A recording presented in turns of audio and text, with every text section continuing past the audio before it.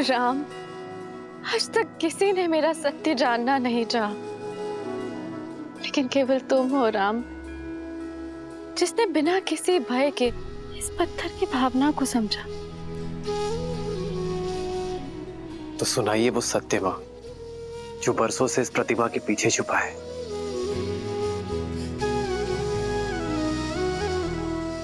मैं अहल्या, स्वयं ब्रह्मदेव ने मेरा निर्माण किया।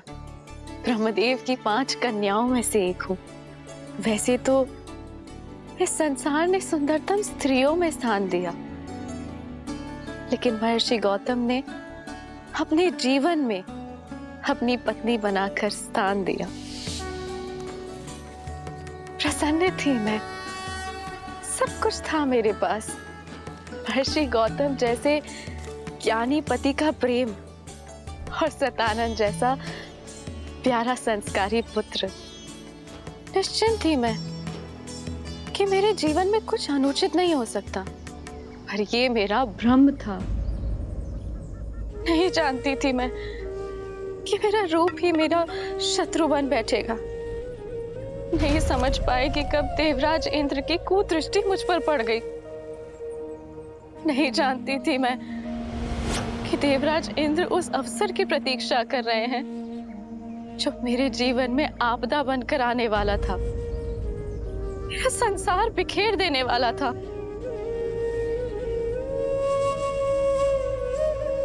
अग्नि मेरे पुरोहित यज्ञस्य देवनृत्य। अहिल्या, जी जी महाराज। मैं संध्या स्नान के लिए जा रहा हूँ। जी, आपके लौट के आने तक संध्या पूजन की सारी सामग्री सज रहेगी।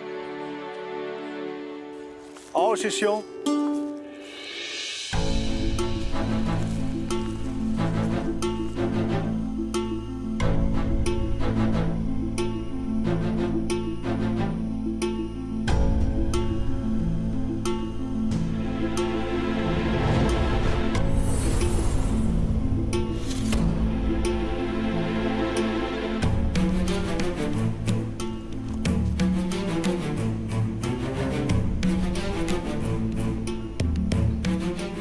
पुत्र सतानंद, तुम्हारे पिताश्री संध्या स्नान के लिए गए हैं और अपने वस्त्र यहीं पर भूल गए।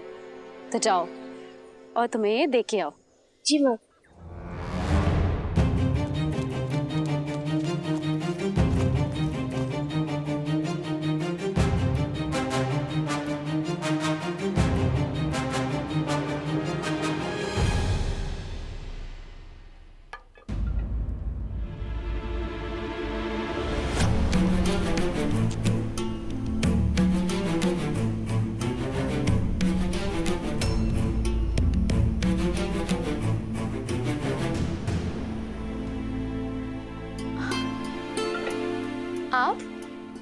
आपको स्मरण हो गया कि आप संध्या स्नान के लिए गए, किंतु अपने वस्त्र ही भूल गए थे।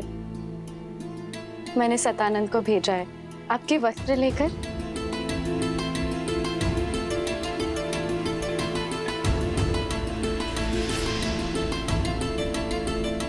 इसीलिए हम अपना वस्त्र छोड़कर गए थे कि तुम सतानंद को बाहर भेजो और हम दोनों को एकांत में कुछ समय मिल सके।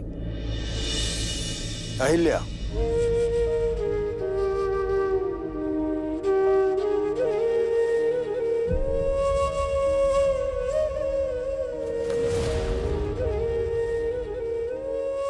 राम,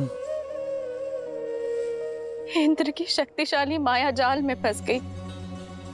नहीं समझ पाई कि मेरे पति के रूप में कोई और था और वहां अनर्थ हो गया।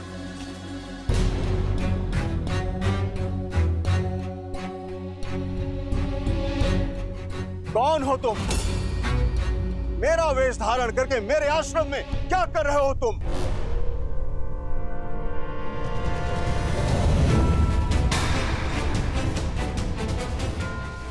इंद्र? देवता होते हैं मनुष्य और ऋषियों की रक्षा के लिए, परंतु तुम एक ऋषि पत्नी के साथ, ना ही तुम देवराज होने के योग्य हो, ना ही यज्ञ की आहुति प्राप्त करने के योग्य। नहीं नहीं नहीं ऋषिवर, ऋषिवर मुझे क्षमा कर दीजिए, मुझसे बहुत बड़ी भूल हुई है ऋषिवर। तुम्हारे पाप के कारण जीवन के प्रत्येक क्षण में तुम्हें शाप भोगने के योग्य हो तुम।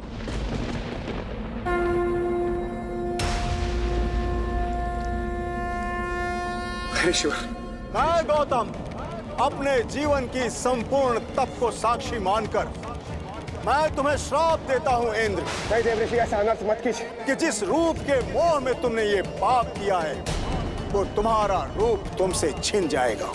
तुमने इंद्रत्व का अपमान किया है भोगी, तुम आजन्म रोगी रहोगे। देवऋषि, तुम्हारे संपूर्ण शरीर पर सहस्त्रों घाव हो जाएंगे। तुम अपना पुरुषत्व खो दोगे इंद्र। असुर तुमसे युद्ध में विजयी होंगे। तथास्तु।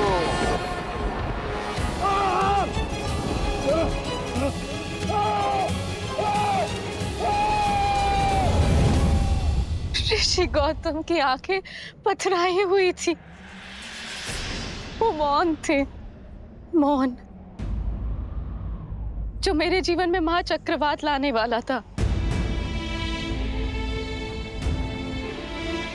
क्या अपराध था मेरा ये कि मैं एक सती होके अपना सत्य सिद्ध नहीं कर पाई,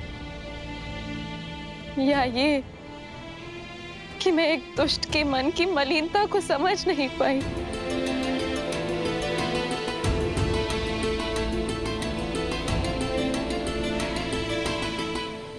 सच में तुम्हें ज्ञात नहीं था कि वो मैं नहीं हूं। आपको संदेह है मुझ पे? अगर अनुमान होता तो क्या मैं देवराज? जब वो मेरे समक्ष आए तो मुझे भ्रमित कर दिया। इंद्र के रूप में नहीं, अभी तो बिल्कुल आपकी तरह लग रहे थे वो, और माया से मुझे। अहिल्या! इंद्र तो पापी है, परंतु तुम तो पतिव्रता हो ना। फिर तुम्हें यह कैसे अनुमान नहीं हुआ कि यह इंद्र की माया है? उसने तुम्हें स्पर्श किया और तुम्हें अंतर का अनुभव तक नहीं हुआ। मानने को मैं सच नहीं कि कोई स्त्री किसी के निकट रहने के पश्चात भी यह अनुभव न कर सके कि वो उसका पति नहीं है। सत्य बोलो अहिल्या, एक ऋषि पत्नी होने के पश्चात भी ऐसा तुच्छ व्यवहार। चरित्रहीन हो तुम।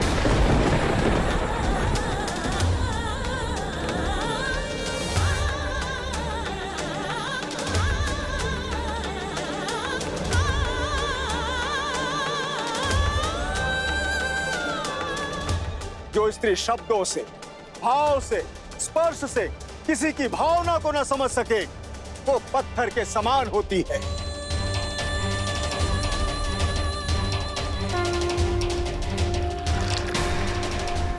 मैं तुम्हें श्राप देता हूं कि इसी क्षण तुम पत्थर की प्रतिमा में बदल जाओ, सदा सदा के लिए। तथास्तु।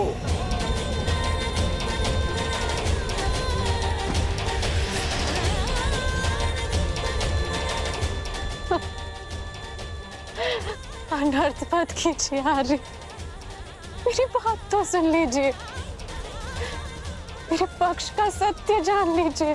जो देखा उसके पश्चात भी अब क्या कुछ शेष है सुनने के लिए? नहीं अहिल्या, तुम क्षमा के योग्य नहीं हो। मेरा श्राप अवश्य पूर्ण होगा। तुम्हें यह पीड़ा अकेले ही भोगनी पड़ेगी, और जो कोई भी इस क्षेत्र में प्रवेश करेगा वो तुम्हारे पाप का भागीदार बनेगा। तुम्हें श्राप से वही मुक्त करेगा जो काम, क्रोध, मद, मोह, लोभ और मत्सर से मुक्त होगा।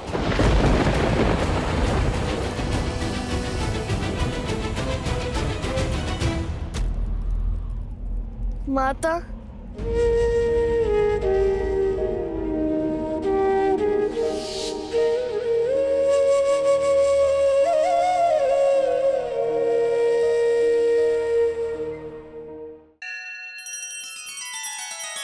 श्री रामचंद्र पुत्र कृपालु भज मन हरण भव भय दारुणम् नव कंज लोचन कंज मुख कर कंज पद कंजारुणम्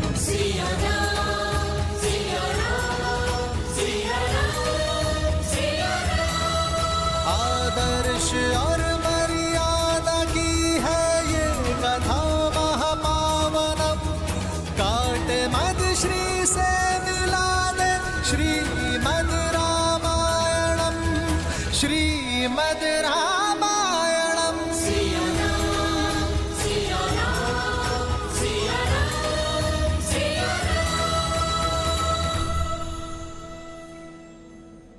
मुझ पर अपराध हुआ और दंड भी मुझे ही मिला। मेरा पक्ष सुने बिना मेरा न्याय किया गया। तब से मैं प्रतीक्षा में हूं कि कोई आए और मेरी पीड़ा सुने। और अब तुम आए हो राम। इनकी बात पर विश्वास नहीं किया जा सकता।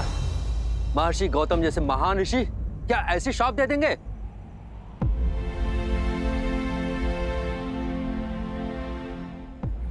यदि एक पति अपनी पत्नी के आंसुओं में छुपा सत्य न देख सके तो क्या वो पाप नहीं? एक संबंध में सबसे बड़ा पाप होता है उस संबंध में सम्मान खो देना। यदि गौतम ऋषि सम्मान न खोते, माता अहिल्या के साथ साथ पति पत्नी के संबंध को शाप ना देते,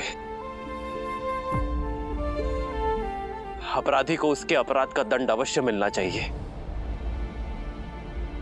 पीड़ित को नहीं। एक स्त्री की पवित्रता का मापदंड उसका शरीर नहीं होता, भाव होता है, उसका मन होता है।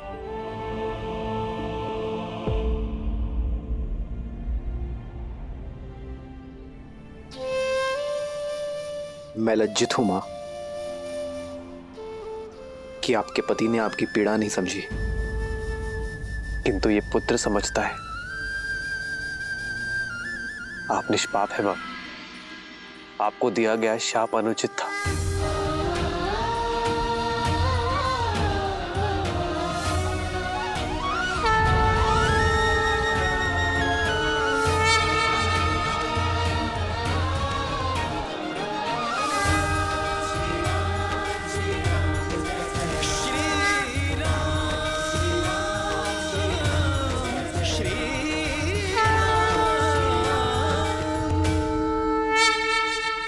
एक मां जब अपनी संतान को जन्म देती है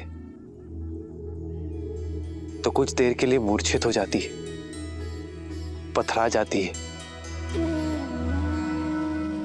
संतान का रुदन, उसके आंसू, उसके पांव का प्रहार उसे जगाता है मां, संसार में फिर से लाता है। ऐसा ही आपका पुत्र आपको जगाने आया है मां। जाग जाइए मां, लौट आइए।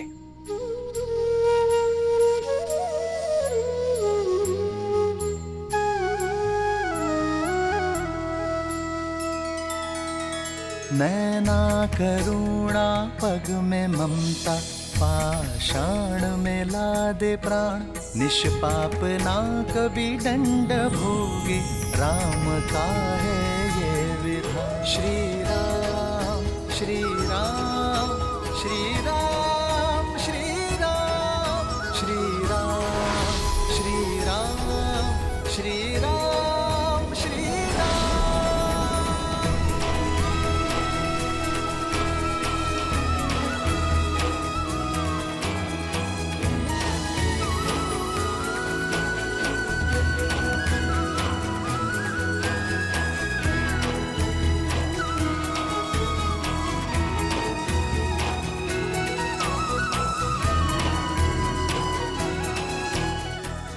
माता,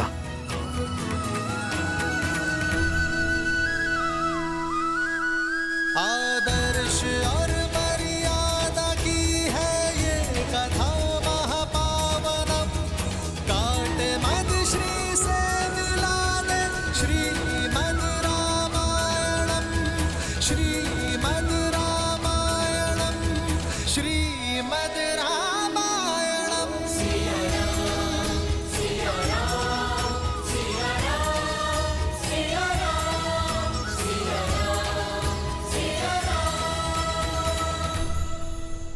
माता, माता, पुत्र, माता, माता, मुझे क्षमा कर देना। मैं वो अभागा पुत्र हूँ जो मेरी माता की पीड़ा समझ नहीं पाया। मेरा समस्त जीवन आत्मग्लानि में व्यतीत हो गया। माता, मुझे क्षमा कर देना। माता, मुझे क्षमा कर देना। नहीं पुत्र, मैं तुमसे रुष्ट नहीं हूं पुत्र सतानंद। व्यक्ति की समझ तो आयु से परिपक्व होती है।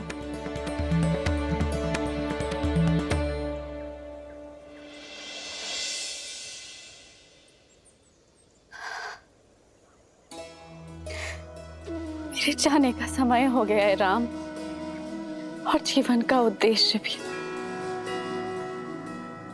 जो कदाचित तुम्हारी यात्रा में आकर संसार को संबंधों की सीख देना था। आज तुम्हारे सत्य ने मुझे मोक्ष दिलाया है। जैसे मैं केवल राम का नाम लेकर इस संसार से जा रही हूँ, उसी प्रकार सभी सिर्फ तुम्हारा नाम लेकर ही साथ जाएंगे। राम नाम सत्य है। जीवन में हानि लाभ, शाप वरदान, पवित्र अपवित्र कोई महत्व नहीं रखता। महत्व है तो मात्र एक सत्य का। और यही सोच मनुष्य को जीवन और मरण के चक्र से मुक्ति दिलवाएगी, मोक्ष दिलवाएगी। राम नाम सत्य है। राम नाम सत्य है। राम नाम सत्य है। राम नाम सत्य है। राम नाम सत्य है।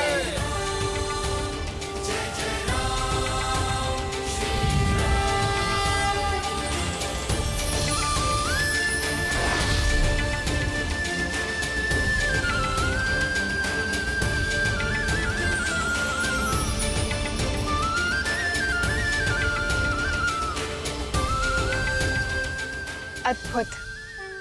राम नाम सत्य है। हाँ देवी, राम नाम से बड़ा सत्य तो इस संसार में और कोई हो ही नहीं सकता।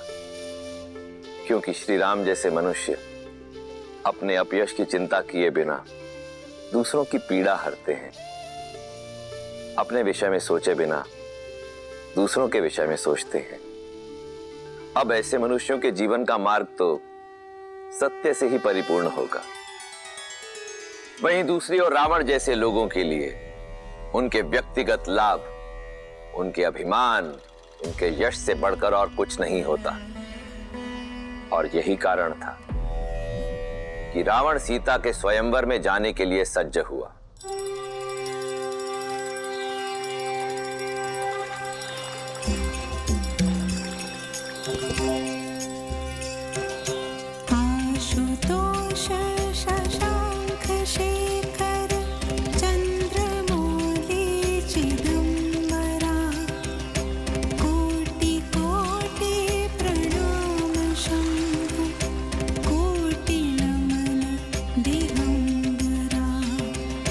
निरंकार स्वरूप काल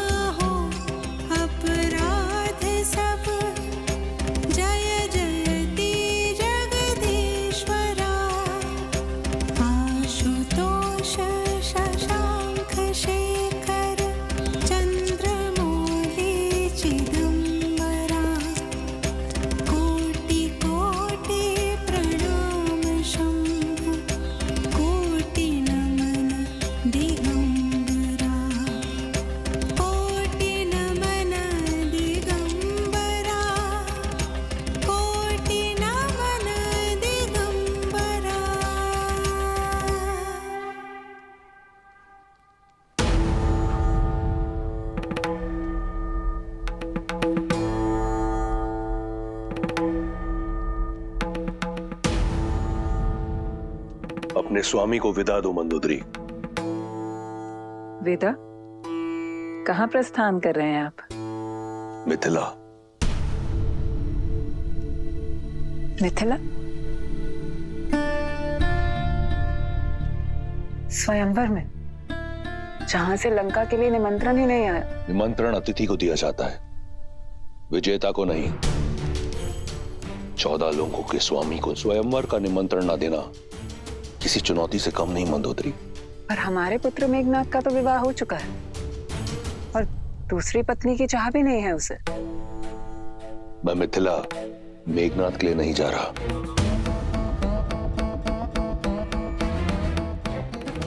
तो फिर तो ये चुनौती सम्मान का नहीं, उपहास का कारण बनेगी रक्षराज। आपकी आयु तो जनक से भी अधिक है। निसंदेह, परंतु ना मैं जनक हूं और ना सीता का पिता। और आयु उन्हीं की बढ़ती है जो स्वयं को वृद्ध माने। इतने वर्षों पश्चात मेरा प्रेम, मेरी सेवा आपके लिए कम पड़ गई। मंदोदरी, तुम मेरे लिए वो अमूल्य रत्न हो जिसका तेज, जिसकी चमक कभी मंद नहीं होगी। तुम सदैव मेरी पटरानी रहोगी। फिर जनक पुत्री क्यों? मैं मिथिला केवल जानकी के लिए नहीं, महान शिव धनुष पिनाक के लिए जा रहा हूं। उसका वहां मिथिला में रहना चुभता है मुझे। जब महादेव का परम भक्त यहां लंका में है तो उनका पावन धनुष वहां मिथिला में क्यों? मैं उसे यहां लेकर आऊंगा अपनी भक्ति के प्रसाद के रूप में। और यदि जानकी मेरी वीरता का पुरस्कार बनकर यहां आती है तो इसमें क्या बुराई है? जो आप करने जा रहे हैं वो अनुचित है लंकेश।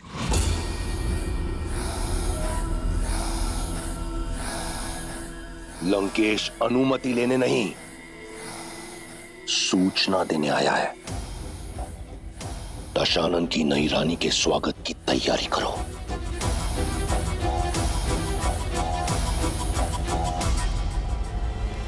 अपने इस भक्त को आशीर्वाद दे महादेव। और मुझे आशा है कि मेरी पटरानी की ओर से आपके धनुष के स्वागत में कोई कमी नहीं रहेगी।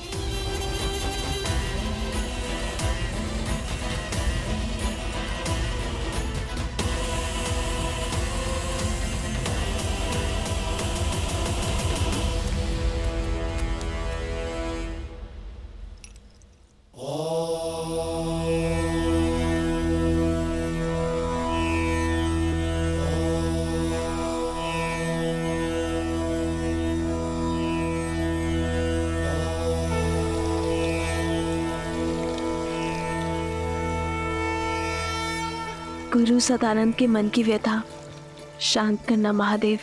दीदी, दीदी सुनो। मैं पूजा कर रही हूँ उर्मिला।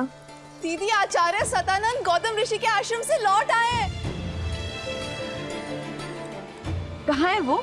दशरथ नंदन भी आए उनके साथ? वो तो पता नहीं, कदाचित साथ हो। गुरुदेव तो आते ही राजसभा में चले गए थे पिताश्री से भेंट करने के लिए।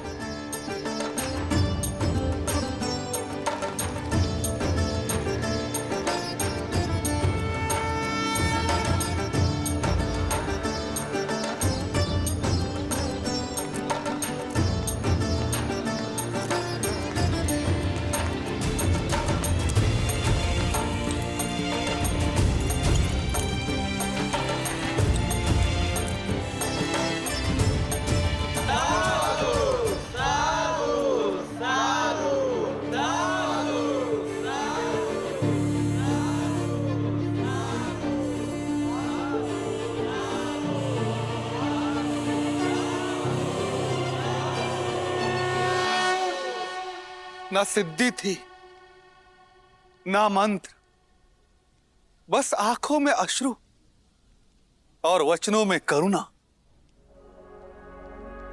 राजन, उसका बखान मैं अपने शब्दों में नहीं कर पाऊंगा। अपने स्पर्श से मेरी माता को श्राप मुक्त कर दिया और मुझे बिना स्पर्श के इस अभिशाप से कि मैं एक चरित्रहीन का पुत्र हूं, आज मैं आपके समक्ष गर्व के साथ यह कह सकता हूं कि मैं अहिल्या पुत्र सतानंद हूं।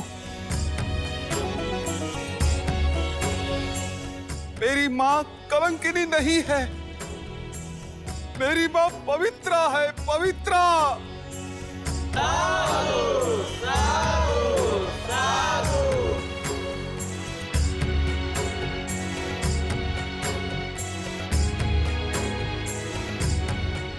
पुत्री सीता, तुमने उचित कहा था, महादेव ने मार्ग दे दिया। अब तुम्हारे इस गुरु को शांति की खोज के लिए कहीं और जाने की कोई आवश्यकता नहीं। इस समस्त संसार में वस्तु, संपत्ति, शक्ति का कोई मोल नहीं है। मोल है तो केवल राम नाम का। राम नाम सत्य है, राम नाम सत्य है, राम नाम ही सत्य है, राम नाम ही सत्य है, राम नाम ही सत्य है, राम नाम ही सत्य है। गुरुवर, ऐसे धीर के तो हम भी दर्शन करना चाहेंगे।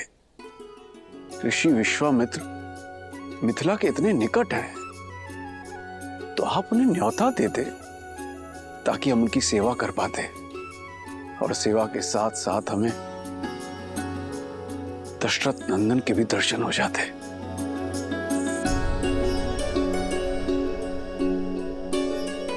राजन, मैंने प्रयास किया था। ऋषिवर, आप मिथिला के इतने निकट है, हमें सेवा का अवसर देते। मिथिला में शिव धनुष्य यज्ञ होने वाला है और जनक कुमारी का स्वयंवर भी। मैं अवध कुमारों को किसी और उद्देश्य से लेकर आया हूं शतानंद। कभी समय मिला तो मिथिला अवश्य आऊंगा। कदाचित उनके मन में कुछ और है।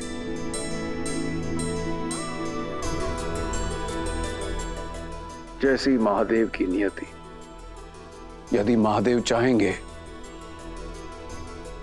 तो ऋषि विश्वामित्र भी हमें दर्शन देंगे और दशरथ नंदन राम भी। अवश्य महाराज। ये क्या? विश्वामित्र तो ब्रह्म ऋषि हैं। वे जानते हैं कि सीता केवल राम की ही होनी है। फिर विश्वामित्र ने मिथिला जाना अस्वीकार क्यों कर दिया? कदाचित इसलिए क्योंकि वो ब्रह्म ऋषि हैं। कदाचित इसलिए कि वो उस क्षण की प्रतीक्षा कर रहे थे जब यह निर्विवाद रूप से सिद्ध हो जाए कि श्री राम से श्रेष्ठ और कोई नहीं। कदाचित इसलिए भी क्योंकि अभी किसी और के मिथिला पहुंचने का समय हुआ है।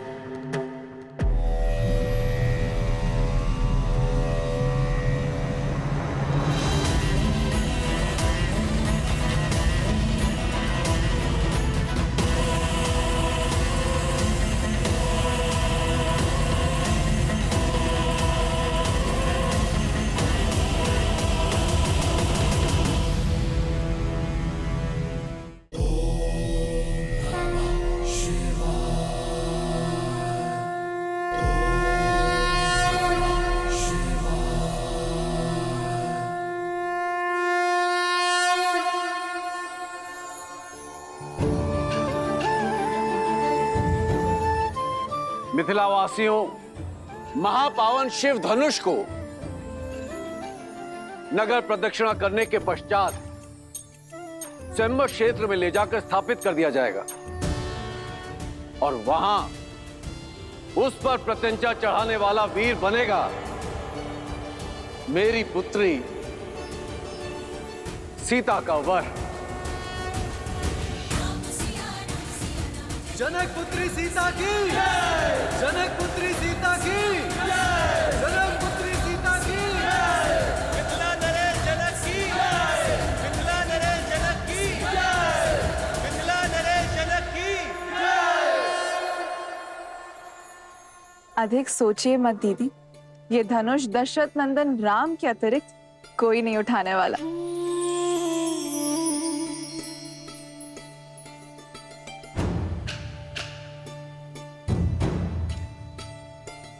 अनुष्ठान प्रारंभ करो।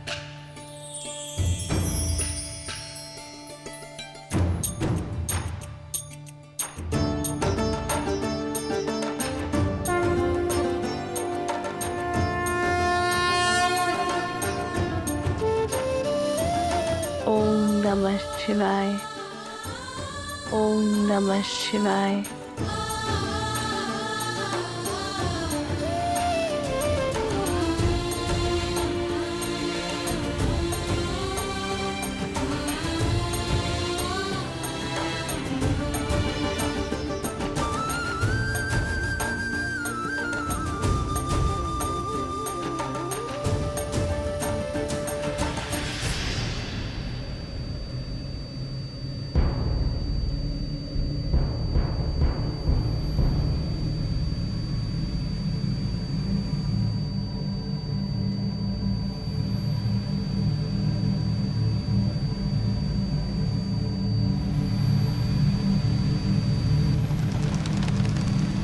पुष्प विमान अर्थात रावण यहाँ आया।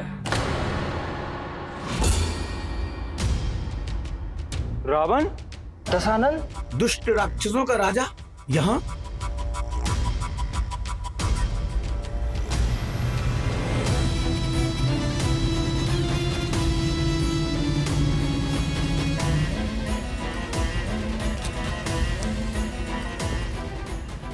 महादेव का पिनाक तो यहां है, अर्थात स्वयंवर आरंभ होने में समय है।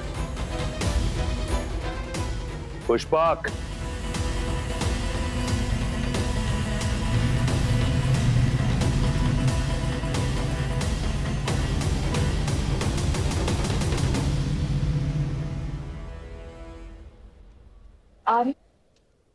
बिना निमंत्रण रावण का यहाँ आना, क्या उद्देश्य हो सकता है उनका?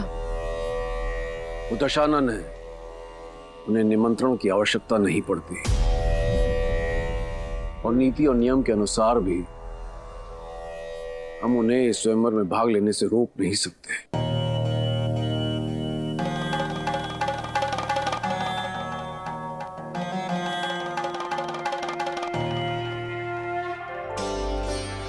मुझे पूरा विश्वास है आप मेरे लिए जो भी करेंगे शुभ ही होगा।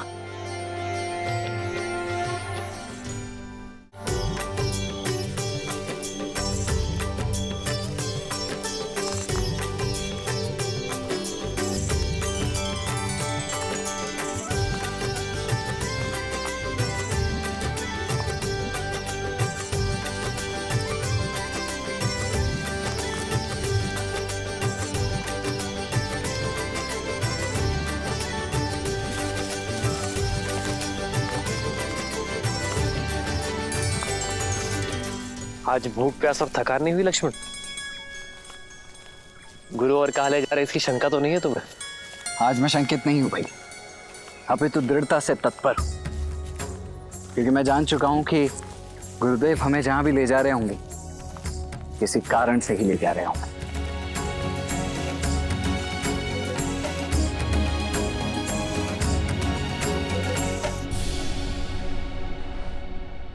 यहाँ नहीं रहना हमें, चलो जल्दी चलो। हाँ, यहाँ नहीं रहना, चलो चलो।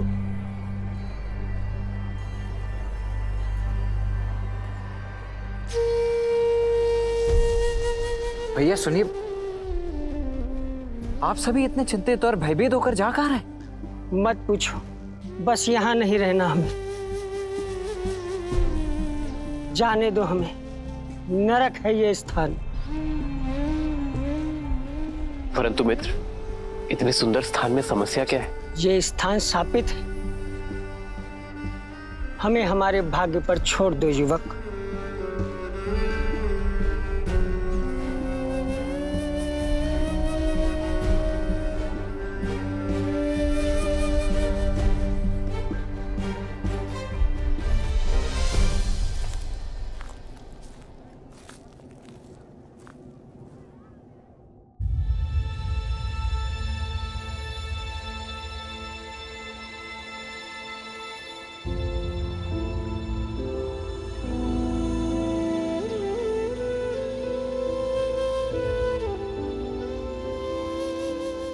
वो झील देख रहे हैं ना, कृष्ण झील।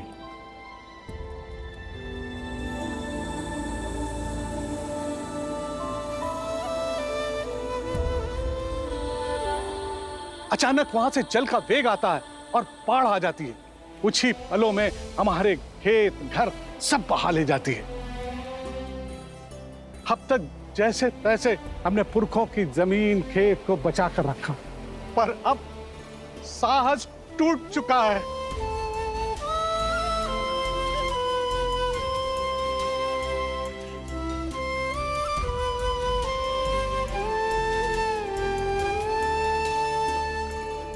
समाधान भागने में नहीं, साधने में है। प्रयास किए पर कोई भी इस बाढ़ को नहीं रोक पाया। जिसने भी प्रयास किया वो मारा गया। राक्षस शंखचूड़, उसकी पत्नी देवी तुलसी और नारायण की कथा तो सुनी है ना। वो झील साधारण नहीं है, देवी तुलसी के मन की पीड़ा से भरी हुई है।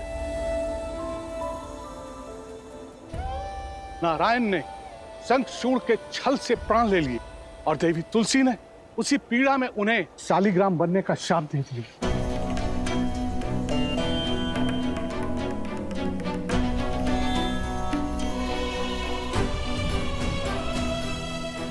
ये शालिग्राम नारायण के चिन्ह है, शापित होकर पड़े हैं गंडकी नदी के तट पर।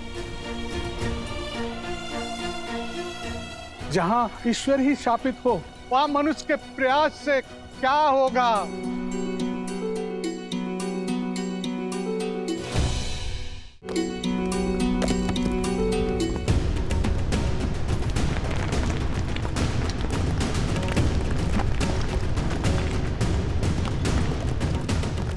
भागो भागो, सब लोग वहां से भागो, शीघ्र ऊंचे स्थान पर जाओ। आओ चलो, इधर आओ, इधर आओ, निकलो।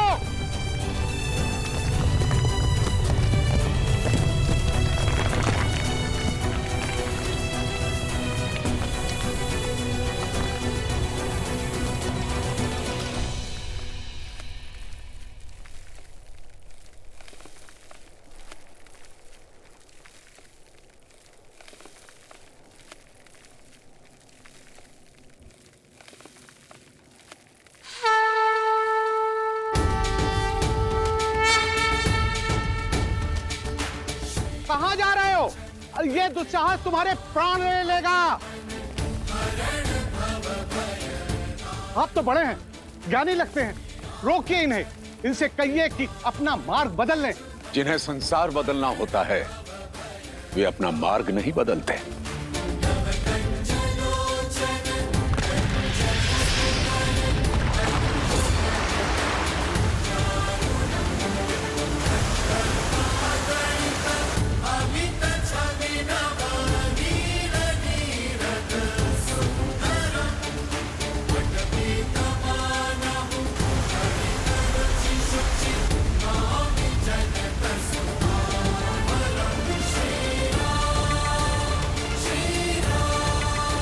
हे महादेव, रक्षा करो।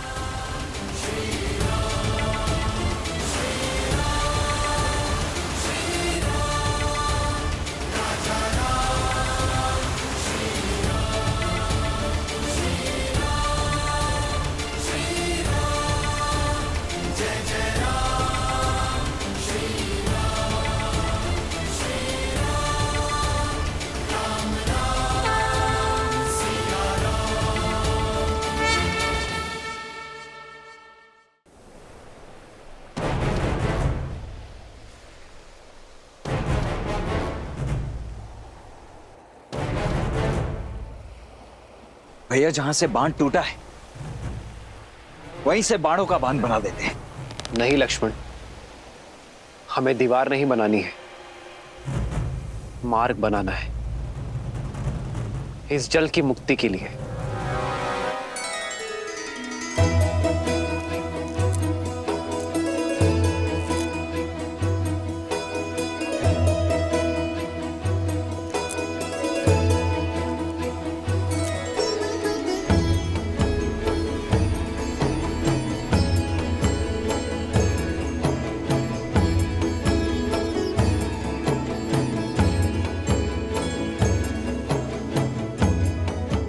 ओमस्य श्री भूमि देवी मंत्र श्री भौमात्र ऋषि अनुष्टुप छंद तत्गुण अंतर्यामिं परम पृथ्वी चतुर्वर्ग फल सिद्ध्यर्थे विनियोग।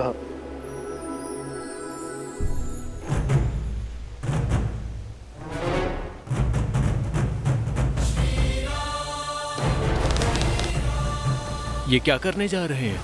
ये पत्थर तोड़कर झील को गंडकी नदी से मिलाने का मार्ग बना रहे हैं, ताकि उसका पानी गांव तक न पहुंचे।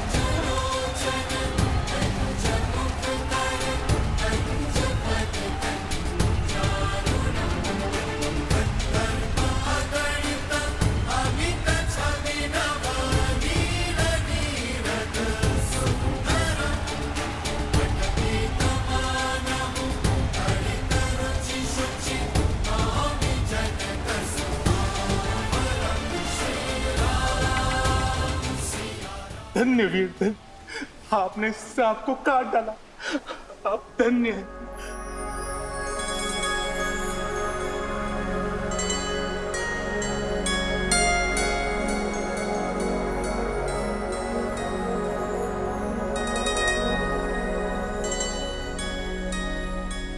ये शालिग्राम शाप नहीं, एक सीख बनकर यहां विराजे थे। यदि अपने विचार और मन इस झील की भांति बांधे रखोगे तो विचार मलिन होंगे, और मलिन विचारों का बाढ़ आपके जीवन को नष्ट कर देगा। यदि अपने विचारों को खोला जाए, चलायमान बनाया जाए, तो हर शाप और संताप से मुक्ति मिलेगी। मुक्ति तो हमें आपने दिलाई है वीर, अब हो कौन? जो हमें इस मार्ग पर लेकर आए वो हमारे परम पूजनीय गुरुदेव विश्वामित्र हैं।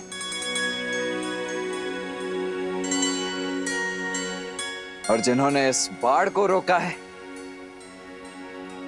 वो मेरे ज्येष्ठ भ्राता दशरथ नंदन राम है। वही राम जिन्होंने ताड़का को मुक्ति दी, जिन्होंने देवी अहल्या को मोक्ष दिया, और अब इस झील को गंडक नदी में मिलाकर हमें हमारे कष्ट से तार दिया।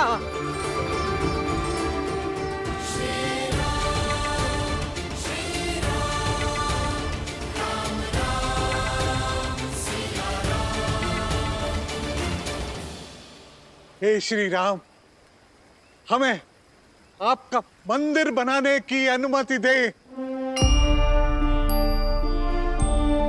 अनुमति दे भगवान, भगवान हमें अनुमति दे। आप उठ जाइए।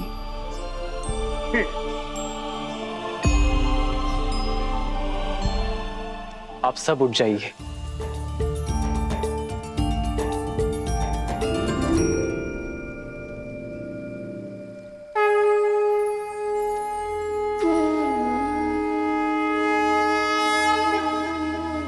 मैं तो केवल एक नर हूं, एक निमित्त।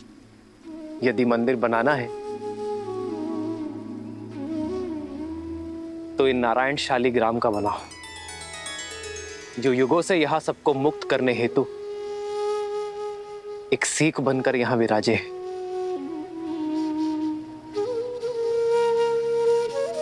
यदि मेरे गुरुवर की आज्ञा हो तो हम भगवान विष्णु का मंदिर बनाते हैं। मन की पीड़ा मार्ग मांगे है नहीं उसे बांधना, मूल संकट का मिटा दो श्री राम की ये भावना। श्री राम श्री राम श्री राम श्री राम।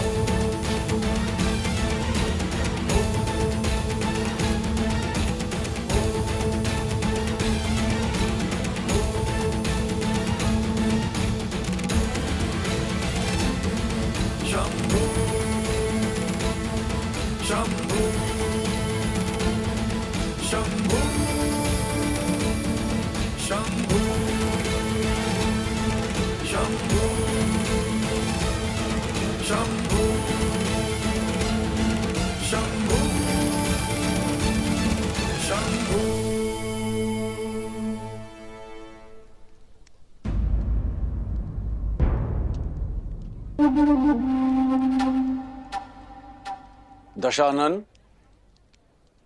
कदाचित मैंने आपको निमंत्रण तो तुमने केवल मुझे ही दिया था मिथिला नरेश। महादेव के पावन पिनाक को उठाने की चुनौती रखकर। भयभीत मत हो, मैं यहां स्वयंवर के लिए नहीं, महादेव के इस धनुष के लिए आया हूं।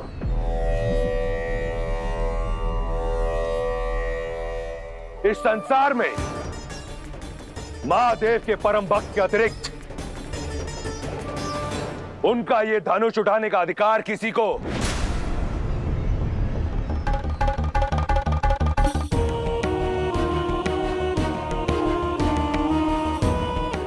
नहीं।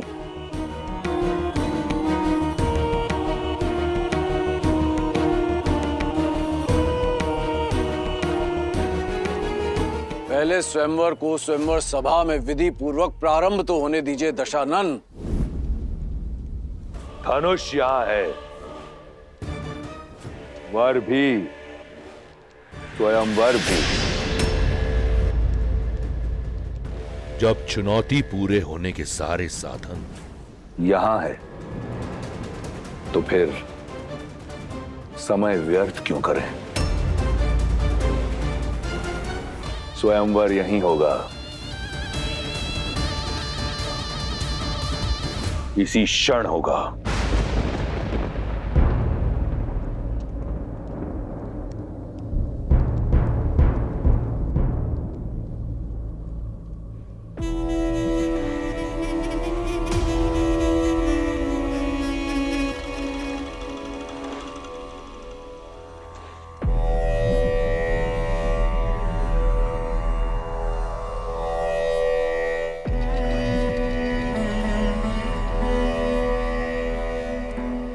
मैं वही दशानन हूं जिसने कैलाश उठा लिया था।